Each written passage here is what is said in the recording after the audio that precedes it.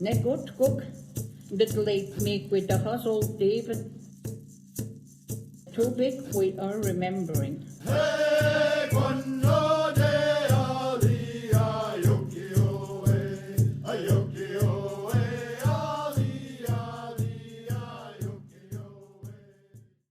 Hello everybody, my name is Veronica Moonstream Wolf Eagle. Skud Lord in Neqotkuk, Fire Breathing Bear Speaks. I'm a member here, the Neqotkuk First Nation. My mother, her father was a Moulton and her mother was a Enos. I'm the youngest of 4. I have 3 older brothers. And I've been living in the community for 30 years now. I visited all through my childhood, grew up down in the States. So I come here as a pipe carrier and a sweat lodge leader. I facilitate fasts and vision quest programs and sacred ceremonies. I am also an aerospace engineer in my first life. And then I went back to school and I have a bachelor's degree in First Nations and Aboriginal counseling and a master's degree in social work.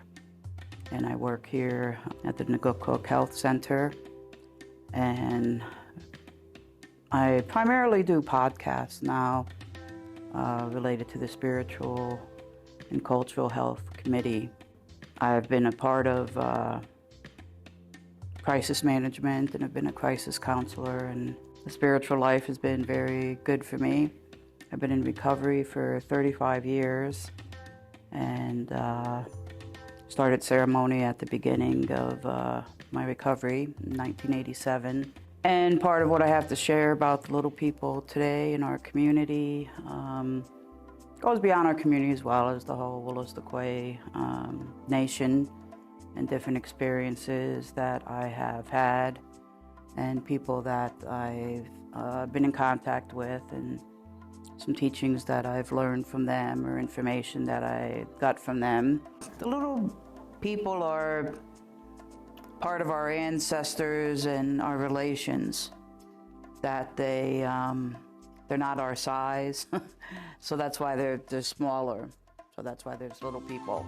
So we had legends in the past, we had giants that were a part of the land. So the little people are a small being. Someone was making little canes, so that's acknowledging, instead of a walking stick that's big for us, that it's a little walking stick for the little people to use. And the elder that had the pipe and things like that, those are all tools that we use to pray. And so that's acknowledging as well that the little peoples, they have their own life that they're living, that they do on the land, and what they do in conjunction with us. They look like us. I mean, out west they have the Sasquatches, which are different, right? They've got all that fur and stuff on them. So I would say that, yeah, they're similar to us. It's just that they're smaller in stature. No, they're physical, but there is also a spiritual dimension. So just like us, right? We're physical, mental, emotional, and spiritual, right? So just like people that can travel in the dream time, right? How many times do you see that, oh, the elder, had a dream, they knew you were coming. I've had friends that their life partners, they had dreams about them and seeing who they were, so that when they met them, they recognized them. So yeah, our spirit goes out and about. And so same with the little people. There's a spirit to them, there's a consciousness to them. The animals, there's a consciousness. That's why, on a vision quest or, in a ceremony, people can see them, that spirit of the animal. I learned about the little people, I don't know, I guess way back when. Everybody always talks about them. Sometimes people think they can be mischievous. I have found them very helpful. If my mother, we've misplaced jewelry or shiny things, keys, things like that. Next thing you know, they show up, like in the middle of the table right there, or on our dresser or something like that. So, it wasn't us hunting and looking for things, that they show up. So I think maybe what may be mischievous about that is that the little people borrowed it for a little while and did what they wanted to do with it, and then brought it back once they knew we were missing it and we wanted some of those items back. One of the spiritual people that comes here is Barb Solomon from Kingsclear First Nation. And she comes every week, and she's a spiritual counselor and advisor. She's also a psychologist. And she has the gift of being able to see the spirits and ancestors and talk with them. And I was making plans. My mother owns her house and the little house next door. And so we were making plans on remodeling it. And I was looking at moving next door to my mother. And so the little people came through to her and were just saying how excited they were that I was going to be moving there. And I had lived there before in the 90s, and I had I had several sweat lodges there. So I had it in the backyard, on the side of her house, in the front, and it's a good piece of land and property. So the little people were very happy and wanted me to know that, they were looking forward to my being there. When we did a Star Nation Lodge this summer, a part of the ceremony is getting shiny pennies and throwing them out around the sacred grounds so that the little people had a gift, and to offer some, food for them as well. So it's acknowledged that they do come and are around our ceremonies. And people have different gifts. That's why some people can, see things, some people can hear things, some people can feel things. So you never know in a ceremony what people will see or feel. Lodge represents the turtle, which we live on as Turtle Island. And the lodge itself is our native church. It's a tree sapling structure that is made, and the poles are put in the ground. And in days gone by, we probably covered it with birch bark because there was so much birch. We, made our birch canoes and containers. Arizona land. And they had sweat lodges, like kind of dug in the dirt, in the grass. So you have this structure, and we honor the 4 directions because there's 4 levels of healing: physical, mental, emotional, and spiritual. And that's what the Circle of Life teachings are. And that represents the, spring, summer, fall, and winter. We're babes, we're adolescents, we're adults, we're elders. And so you can just keep taking it out, the earth, the water, the fire, and the air. So then you have the swimmers, the crawlers, the 4-legged, the winged ones. So we do 4 rounds because there's 4 directions. And basically what we do is we gather the sacred stone people and we build a fire. And so those stones are heated in that fire. And with every stone and every piece of wood that's put on that fire, a prayer is said.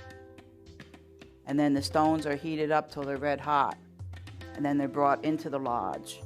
So when they first come into the lodge, it's kind of like a sauna, right? It's hot, but it's dry. And then once we close the door, we say prayers. There's a purpose for each round. So you welcome in the spirit, you welcome in that direction, that level of healing. And then at different times, people are given the opportunity to pray. Usually a song is sung at the beginning of the round, all that part of welcome in that direction. So you're doing that for each direction and for each purpose. A lot of times, that's the more you come around, the more you learn. And there are different ways. Our life is a prayer, and there's different ways that we can use our prayers to assist us. So that process is called a round, and then that's why we have 4 rounds. All ceremonies have a foundation that's the same, but it differs between lodge keepers. It can differ between nations, people within the nation, and then the other nations of the First Nations people. So there may be similarities and differences because it's how people are taught. The first round, for me, it's gratitude, and it's dedicated to the Creator, and to think about what do you hope to achieve from coming to this ceremony. In the second round, we pray for the earth and everything associated with the earth, and the star nations, because they come and assist the earth. There's a round for healing, and the 4th round is for ourselves, because now that you've prayed for everybody else, we need our own healing. So for me, you ask for what's not serving you anymore to be taken away. So then you have more room to receive what's going to serve you in the highest. And then you have some quiet time so that we learn how to quiet ourselves. But also for people, depending on their gifts, if you ask the question in the first round, you have some time at the end to get an answer. If you haven't gotten it during the other rounds, that's your quiet time for yourself to see if you're going to get a teaching or get an answer to a question. Some people ask for a name, so, that name would become evident by the end of the ceremony. And some people use the sweat in different ways. It's always a cleansing and going through that process yourself of sweating and then cooling down. That's building your immune system. So that's why it's used in conjunction with other ceremonies and other healings. You have a pipe ceremony, usually at the beginning or at the end. Some nations, the sweat is just that cleansing, and the healing comes on with the pipe. So when my gallstones were taken, it was the pipe afterwards that medicine man touched the pipe to my head, and then the stones would have dissolved. So that's why then some rounds may differ between people and how they conduct it. We all have our purpose, and so that's the main thing. And what our ceremonies help us, a lot of times it is our youth before puberty that, you want to know your life purpose, so you would go out on the land to learn that. If you needed a healing, I think the biggest message is we're never alone. And even though we may feel isolated, we may feel lonely at times, may think we're the only one going through this. And it's always said, if it has a name, it means somebody else did it or had it happen. So whatever happens, good and bad in our lives, positive, negative, challenges, however you want to look at it, there's always something we can learn from it. No one has to go through anything alone. That's where then to know that the little people are there, our ancestors are there. We have guides, we have teachers, we have people that are put in our path. So instead of looking at suicide prevention, it's looking at it as life promotion, because we don't want to lose people. There's a lot of services that are available in the community and outside the community. You have a feather carrier program now. No one's ever limited. Even if you're just interested in some of the ceremonies, it piques your interest, you can come sit by the fire. You can come pray at a sweat without going in if you want to see what it's like, If you want to talk to anybody, there's a lot of different knowledge keepers. You can always go and ask somebody to talk to them or ask them a question and, pray on the land, go pray to the water and that spirit of the river. So I think that's important to know, that there's all kinds of help and services for people. Some of us, we had to step into our power. My mother kind of talked about it like it skipped her generation. They had just the church, right? They were taught our ceremonies were bad. You got a lot of people in conflict today, right? They were brought up Catholic, and then they were taught this is the work of the devil, so it takes some processing sometimes. You're not alone. Nobody will ever remember anything the first time you hear it. And that's why a lot of times things are repetitive as well. And that the more you come around, the more you talk to people, the more you start to learn. The more we start to look at our lives as a prayer. And that's what we have to do, is get through each day, each moment. We've got this moment we're in now. Can't do anything about what happened yesterday, so a lot of times that's how we get through things, is living in this moment. And that's why it's, a gift, and that's part of the Circle of Life teachings too. There's times you need to go do something physical, and you walk on the land. Windy days, go stand in that wind and clear your mind, right? Let that wind take everything. You got the water. And then the fire. You could write down the things that bother you, and that fire is that power of transformation. You look at that snake, it sheds its skin. The leaves in the fall come into your glory, all that color and beauty, and then they shed it for the winter. Now's the time of stories, because the snow, the earth is resting. Sometimes that's why people do all that. They take a bath, they got a candle burning. They'll have, incense or a smudge or something going on, so that's, something to smell. The smudge bowl is a shell, so there's the water, the herbs of the earth. We burn them for the fire. We use a feather to smudge ourselves. So there's the air. So there's so many tools that are always available for everyone. We all have our past, and it's what are we going to do today, and where do we want to go? I can always say I'm willing to grow. I still have to accept who I am right now. I maybe wanted to grow or change something about my life, but all I can do is what I can do today. So I have to love myself today and accept myself today. And then as I do other things, I can grow and change and evolve. So I wish that for everybody, to love yourself. Neqotkuk N'Tetli Mikwi Tahasoltipen. Too big we are remembering.